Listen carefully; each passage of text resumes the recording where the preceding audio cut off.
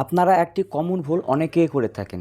আপনারা বুড়াইয়ের নিচে বাচ্চা ছেড়ে দেওয়ার সঙ্গে সঙ্গেই খাবার দেন। এতে করে হয় কি, বাচ্চাগুলো কিন্তু বুড়াইয়ের নিচে যখন আমরা ছেড়ে দেই তখন কিন্তু বাচ্চাগুলোর গলা অনেক শুকনো থাকে। আর এই শুকনো গলায় যদি বাচ্চাগুলো খাবার খেয়ে নেয় তাহলে কিন্তু বাচ্চাগুলোর গলায় খাবার আটকে যেতে পারে, অথবা বাচ্চাগুলোর গলায় খাবার লেগে ঘা বা ক্ষতর সৃষ্টি হতে পারে। এক্ষেত্রে আমি আপনাদের বলতে চাই, আপনারা বুড়ারের নিচে বাচ্চাগুলোকে ছেড়ে দেওয়ার পর অবশ্যই পানি খেতে দিবেন। পানি খাওয়ার অন্তত 40 থেকে 45 মিনিট পর আপনারা বাচ্চাগুলোকে খাবার ফিড দিবেন।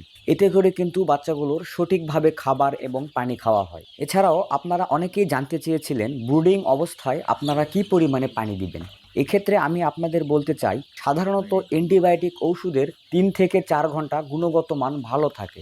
সেক্ষেত্রে আপনারা এমন একটা পরিমাপে পানি দিবেন যেন 3 থেকে 4 ঘন্টার মধ্যেই পানি শেষ হয়ে যায়। যদি পানিগুলো শেষ হয়ে যায় আপনারা পুনরায় ঔষধ দিয়ে আবারও বাচ্চাগুলোকে পানি খেতে দিবেন। এছাড়াও ভিডিও সম্পর্কে বিস্তারিত জানতে নিচের লিঙ্কে ক্লিক করুন, অথবা খামার বাড়ি ইউটিউব চ্যানেল ভিজিট করতে পারেন।